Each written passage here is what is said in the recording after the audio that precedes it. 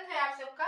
हम लोग पढ़ रहे हैं वर्णमाला, जिसके अंतर्गत हम लोग पिछले वीडियो में स्वर का वर्गीकरण पढ़ा, जैसे मात्रा के आधार पर, उत्पत्ति के आधार पर, ओष्ठ के आधार पर, जिह्वा के आधार पर कई तरीकों से वर्गीकृत करके स्वर का हम लोग पढ़ लिए। अब उसी क्रम में बढ़ते हुए आज हम पढ़ेंगे अयोगवा। और अयोगवा से पहले जैसे हम लोग जानते हैं कि स्वर कितने हैं, हिंदी में 11 हैं। वो 11 स्वर है आ से लेकर वो तक। आप पीछे कई बार हम लिख चुके हैं औ तक की। अगर हम गिनते आ ई उ री ए ऐ ओ औ, यहाँ तक की जो जितना हम गिनते हैं तो 11 वर्ण होते हैं। इसके आगे आता है अयोगवा।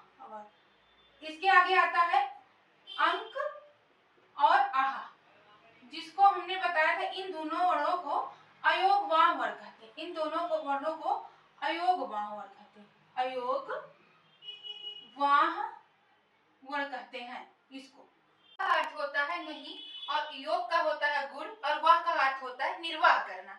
अर्थात जो योग्य न होकर, अर्थात जो योग्य न होकर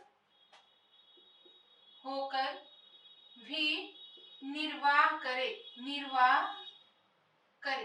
अब क्या करे निर्वाह? जैसे व्यवहारिक रूप में किसी कर्तव्य का निर्वाह होता है। हम पढ़ रहे हैं वर्णमाला, तो वर्णों में क्या निर्वाह करेगा?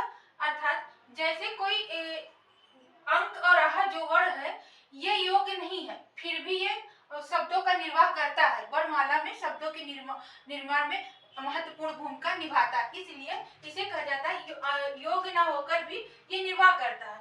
किस प्रकार से योग्य नहीं है इसको हम जानते हैं। अब हम जैसे अंक को ले रहे हैं, अंक कैसे बना है और आहा कैसे बना, ये क्यों नहीं योग्य है, ये क्यों नहीं योग्य है? तो इसके जानने के लिए हमें ये जानना जरूरी है कि ये बना कैसे है, इसको क्यों कहा गया कि योग्य नहीं है।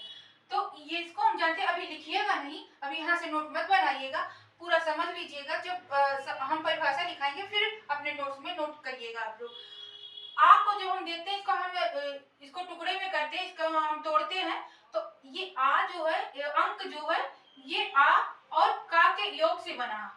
आ और का से, क्योंकि हम जब उच्चारण करें तो अंक कैसे उच्चारण करें, अंक आ और का एक साथ एक ही ध्वनि में दोनों निकल रहा, यानी ये दो वर्णों के मेल से बना। किस वर्ण से? आ और का के। और जब हम आहा का उच्चारण कर रहे हैं तो ये तो हमें दिख रहा है कि इसमें आ है, इसमें क्या है, आ है, आहा, यानी कि एक इसके साथ हा भी है। ये दो वर्णों के मेल से बना, लेकिन दो वर्णों के मेल से तो व्यंजन भी बनता है, तो क्यों ये नहीं है व्यंजन है? क्यों नहीं ये व्यंजन है? और देखने में स्वर जैसे है, तो क्यों नहीं ये स्वर है? हम बात करेंगे कि अगर ये व्यंजन की तरह रहा तो क्यों नहीं ये व्यंजन है, और देखने में स्वर की तरीके से है तो क्यों नहीं ये स्वर है। इन्हीं दो बातों में हम चर्चा करेंगे, और क्यों इसको अयोगवा कहा जाता है। अब जो ये देखने में अंक स्वर की तरीके से हमें दिख रहा है, जैसे आ ई वगैरह लिखा जा रहा है, हमें सेम आ के तरीके से दिख रहा है, लेकिन जब हम उच्चारित कर रहे हैं तो का के साथ निकल रहा है, यानी कि व्यंजन के तरीके से निकल रहा है। तो ये स्वर की तरीके देखते हुए भी, रहते हुए भी उच्चारण इसका व्यंजन के तरीके से हो रहा है। तो अर्थात ना ये स्वर में रह गया और ये ना, और व्यंजन में क्यों नहीं है? व्यंजन की एक विशेषता होती है, जैसे मान लीजिए व्यंजन कौन सा है, का है, चा है, ये सब व्यंजन है। इसको अलग करने के लिए हमें इसके आगे आ लगाना पड़ता है, और जैसे चा है, इसको अलग करने, इसको शुद्ध करने के लिए, इसके उच्चारण के लिए हमें आ लगाना पड़ता है। लेकिन जब अंक को उच्चारण करते हैं तो यहाँ का लगाते हैं, यानी कि अंक अयोगवा को उच्चारित करने में हमें व्यंजन का सहायता लेना पड़ता है, जबकि व्यंजन के उच्चारण करने में उसकी विशेषता है कि वह स्वर की सहायता से बोला जाता है। इसलिए ये दोनों वर्ण न स्वर है। स्वर का विशेषता है कि स्वर स्वतंत्र होता है, स्वतंत्र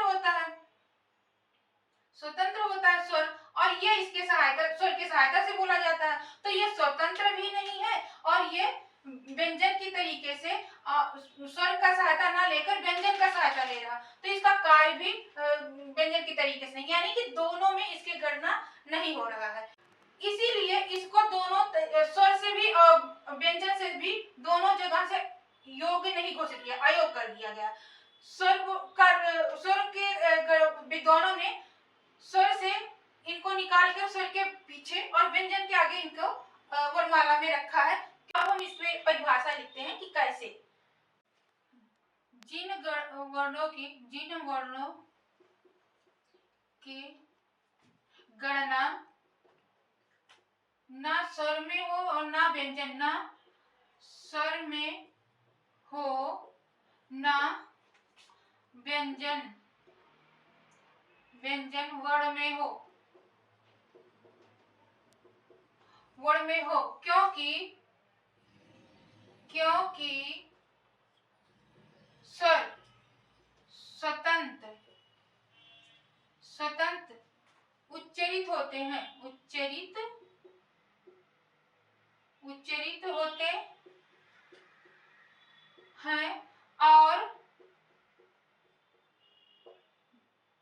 व्यंजन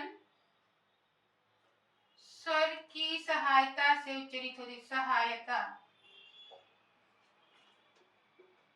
से उच्चरित होते हैं।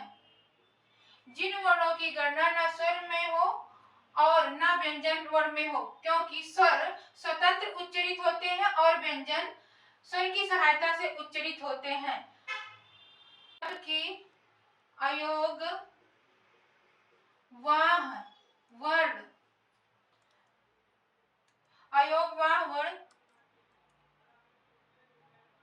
स्वतंत्र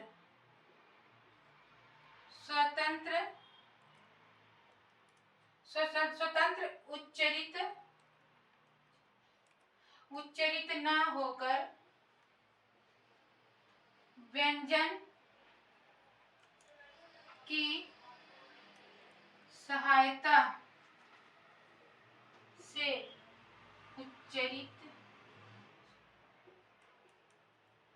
होते हैं।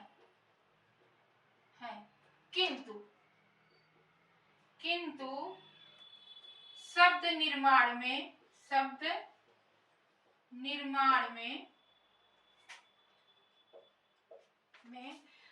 महत्वपूर्ण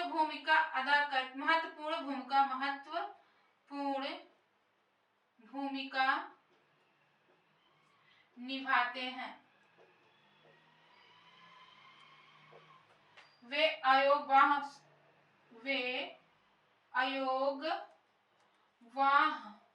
वर्ण होते हैं,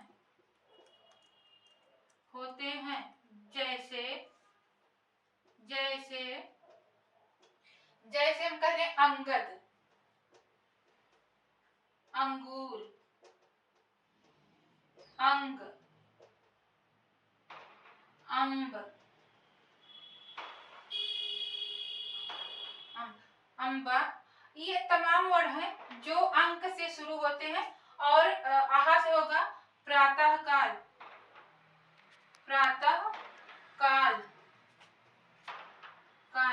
अंतःपुर, अंतःकरण, तमाम ऐसे शब्द आएंगे जो आहा के प्रयोग से होता है, यानी महत्वपूर्ण भूमिका निभाता है। अब क्या कह रहा है परिभाषा, एक बार फिर से देखिए कि जिन वर्णों की गणना न स्वर में हो और उनका व्यंजन में भी ना हो, क्योंकि स्वर स्वतंत्र बोला जाता है, यानी उसमें किसी की सहायता नहीं, हम पढ़ चुके हैं कि उसके स्वर के उच्चारण में किसी की सहायता नहीं लेना पड़ता है। जो वायु है, हमारी प्राणवायु आवाज गत से मुख से बाहर निकल जाती है, तो वो स्वर होता है। लेकिन व्यंजन को बोलने के लिए, व्यंजन वर्ण को उच्चारित करने के लिए हमें स्वर की सहायता लेना पड़ता है। अब यहाँ क्या है कि अंक और हा को उच्चारित करने के लिए हमें व्यंजन की सहायता लेना पड़ता है, इसलिए ना ये स्वर है और ना ये व्यंजन है। विद्वानों ने इन्हें अयोगवाह वर्ण कहा है। और लेकिन फिर भी ये सारी चीजें ना होते हुए भी, दोनों का गुण थोड़ा थोड़ा लिया है, अलग होते हुए भी शब्द निर्माण में महत्वपूर्ण भूमिका निभाता है, यानी कि अंक को स्वतंत्र रूप से प्रयोग किया जा रहा है, जैसे अंगद, अंगूर, अंग, अम्बा, प्रातः काल, अंतापुर, ये सब मतलब प्रयोग किया जाता है। और इसके अंदर और लिख लीजिए, इनकी संख्या 2 है, इसके आगे लिखिएगा, इनकी संख्या 2 है। अंक और आहा दोनों को क्रमशः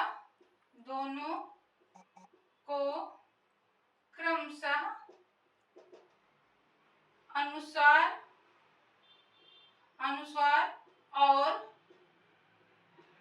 विसर्ग के नाम से जानते हैं,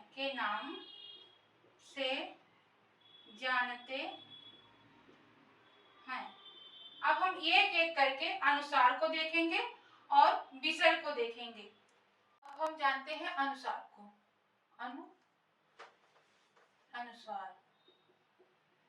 अनुस्वार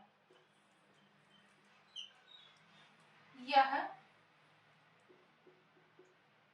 स्वर के बाद उच्चारित होने वाली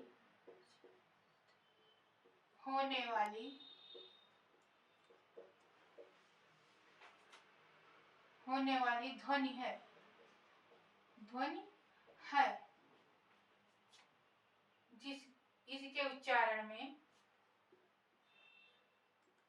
इसके उच्चारण में श्वास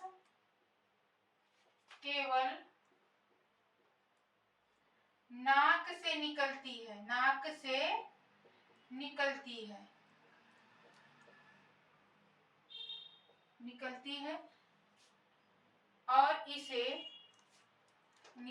है और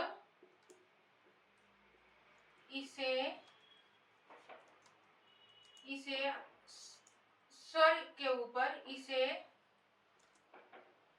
स्वर यानी जैसे आ के ऊपर, स्वर के ऊपर एक बिंदु लगाकर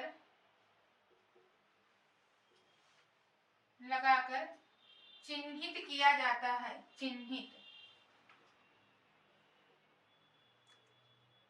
चिन्हित किया जाता है। जैसे देखिए, ये है स्वर, है और इसको कैसे बताएंगे कि यहाँ ये है, ये ऐसे कर दिए, ये बिंदु लगा दिए तो बन गया अंक।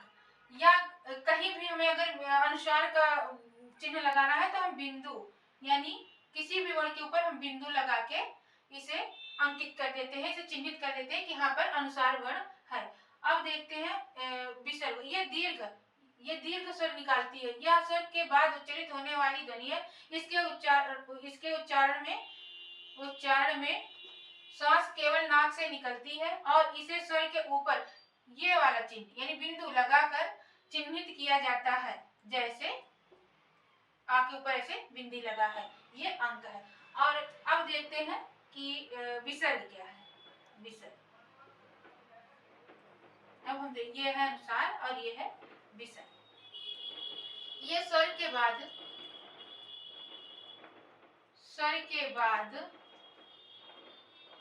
आने वाली ध्वनि है।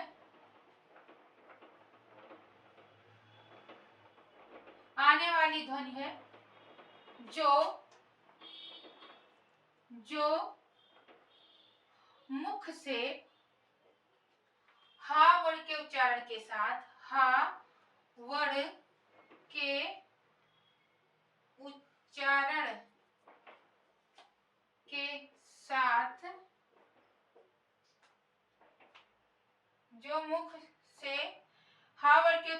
साथ एक झटके में निकलती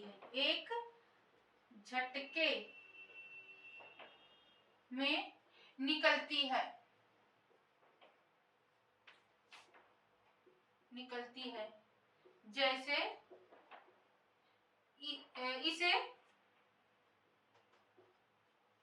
इसे व्यंजन या स्वर के आगे, इसे व्यंजन वर्ण के आगे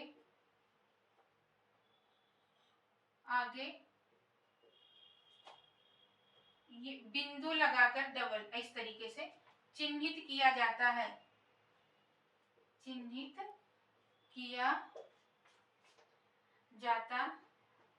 है।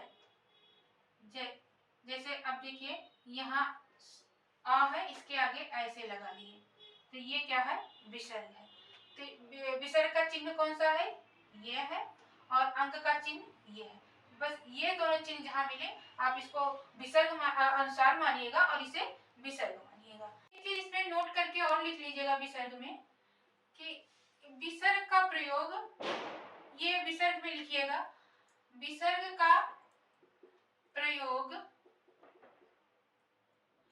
हिंदी में कम होता चला जा रहा है, कम होता चला जा रहा है। और जबकि अभी तत्सम शब्दों में, जबकि तत्सम शब्दों में इसका प्रयोग होता है, इसका मतलब विसर्ग का प्रयोग होता है, प्रयोग होता है। अब यहाँ प्रश्न बनेगा कि किस वर्ण का, किसका प्रयोग हिंदी में नहीं होता है, तो विसर्ग मतलब इस चिन्ह का प्रयोग हिंदी में नहीं होता है, इसका प्रयोग सिर्फ संस्कृत या तत्सम शब्दों में होता है। अब हम बात करेंगे अनुनासिक का। अनुनासिक वर्ण, अनुनासिक वर्ण जो होता है कौन सा है, अनुनासिक जिन वर्णों के उच्चारण में श्वास नाक और मुख से दोनों से एक साथ निकलता है, एक साथ निकलता है, उन्हें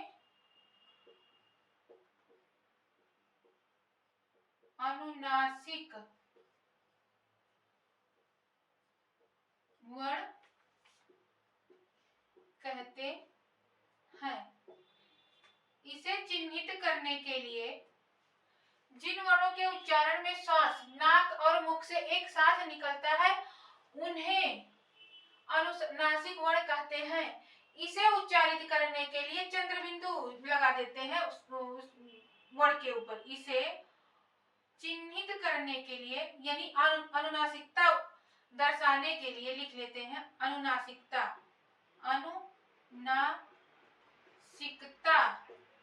अनुनासिकता दर्शाने के लिए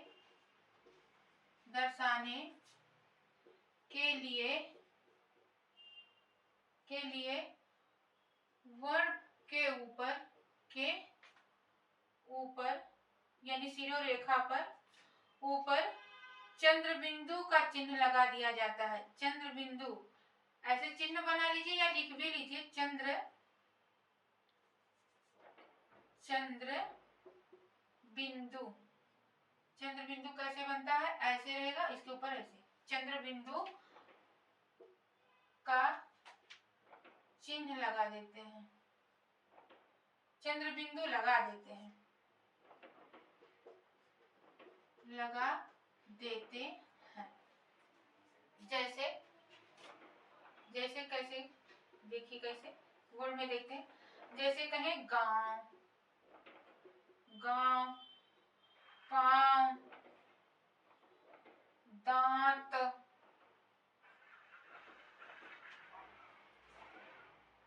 गांव, पांव, दांत, ऐसे कई शब्द आपके हैं जो चंद्र बिंदु लगाकर हम उच्चारित करते हैं कि ये क्या है। अब हम देखते हैं निरनुनासिक।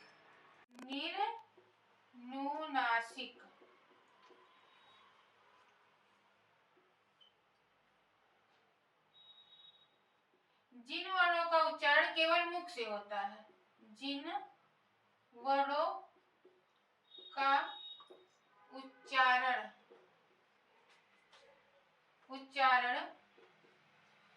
केवल मुख से होता है उन्हें अनुनासिक वर्ण कहते हैं। उन्हें निरनुनासिक वर्ण कहते हैं।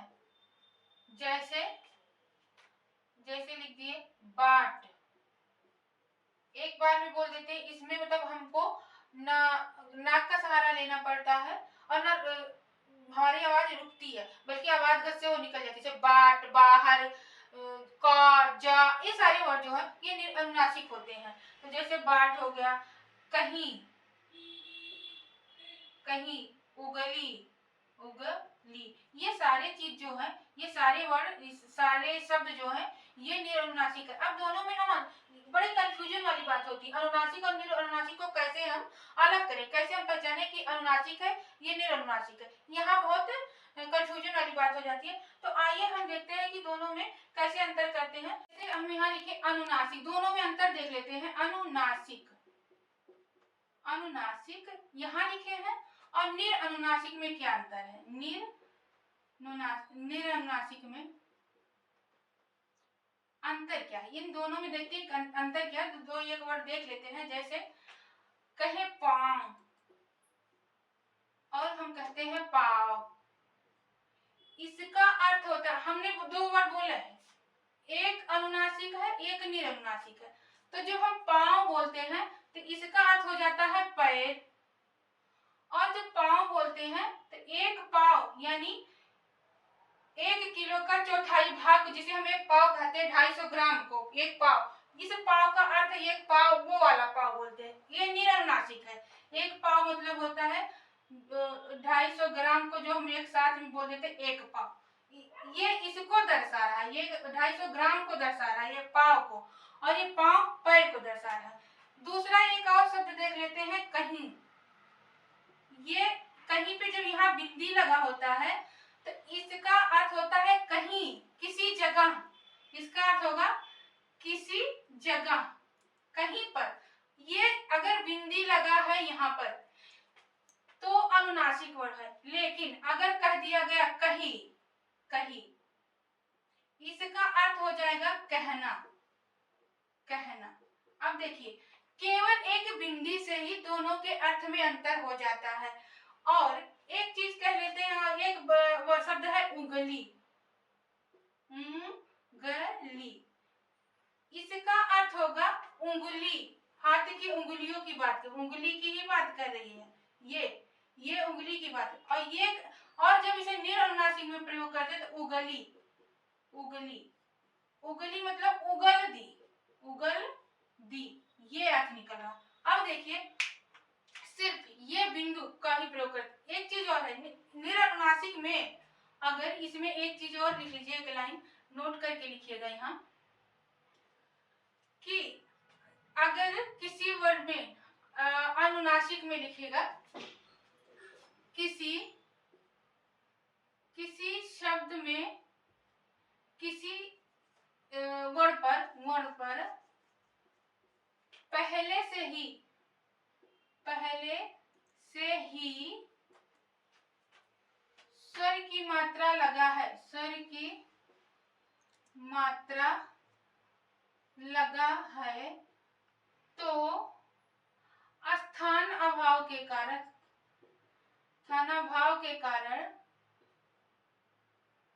कारण उसी के बगल में चंद्र बिंदु न लगाकर, उसी के बगल में चंद्र बिंदु न लगाकर, बिंदु न लगाकर सिर्फ बिंदु लगा देते हैं। बिंदु, चंद्र बिंदु मतलब होता है कि ये बिंदु ना लगाकर, और बिंदु का अर्थ होता है सिर्फ ये बिंदी लगा देते हैं, लगा देते हैं।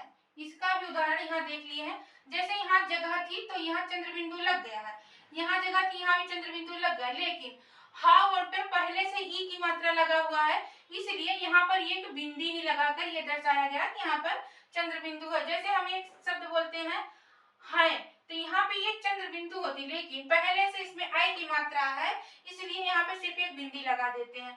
तो इस प्रकार से केवल उच्चारण में एक बिंदी से अर्थ बदल जाता है।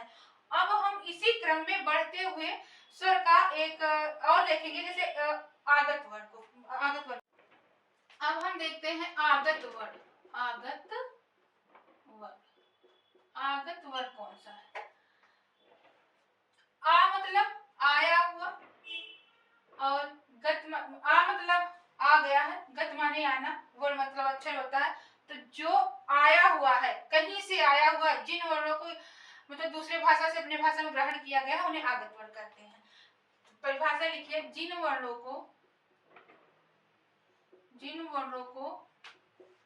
किसी अन्य भाषा से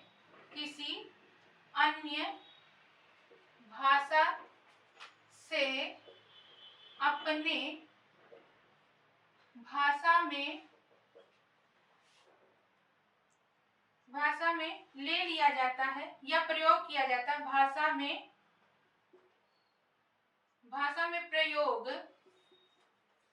प्रयोग किया जाता है,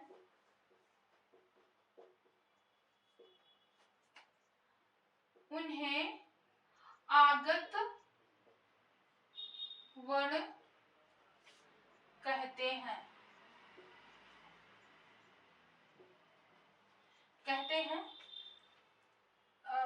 हिंदी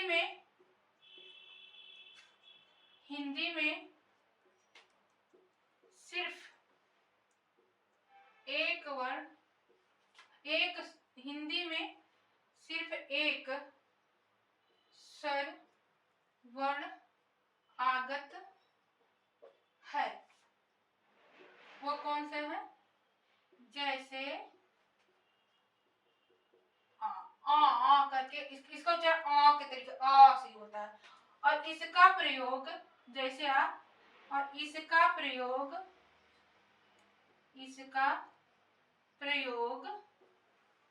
सिर्फ अंग्रेजी शब्दों को अंग्रेजी भाषा के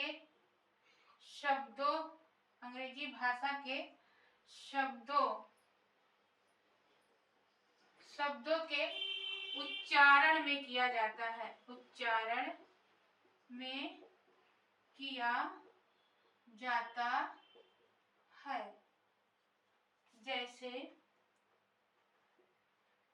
जैसे कह लिया जाए डॉक्टर,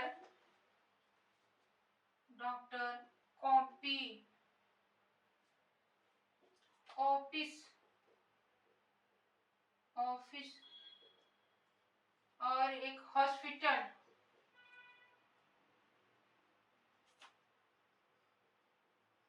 ये जितने भी ये डॉक्टर हुआ, कॉपी, ऑफिस और हॉस्पिटल, ये वर्ड जो है, ये शब्द जो है, ये अंग्रेजी भाषा से लिया हुआ शब्द है, और इसके ऊपर ये आगत वर्ण का चिन्ह लगाया जाता है। इसका चिन्ह इस प्रकार से दर्शाया जाता है किसी वर्ण के ऊपर लगाकर।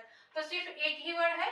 प्रश्न भी बनता है कि स्वर में, व्यंजन में तो और है, उसको आगे जानेंगे, लेकिन स्वर में सिर्फ एक वर्ण, यही आगत वर्ण है। तो हमने आज पढ़ा वयोवान पढ़ा, अनुनासिक, निरानुनासिक पढ़ा, आगत वर्ण जाना।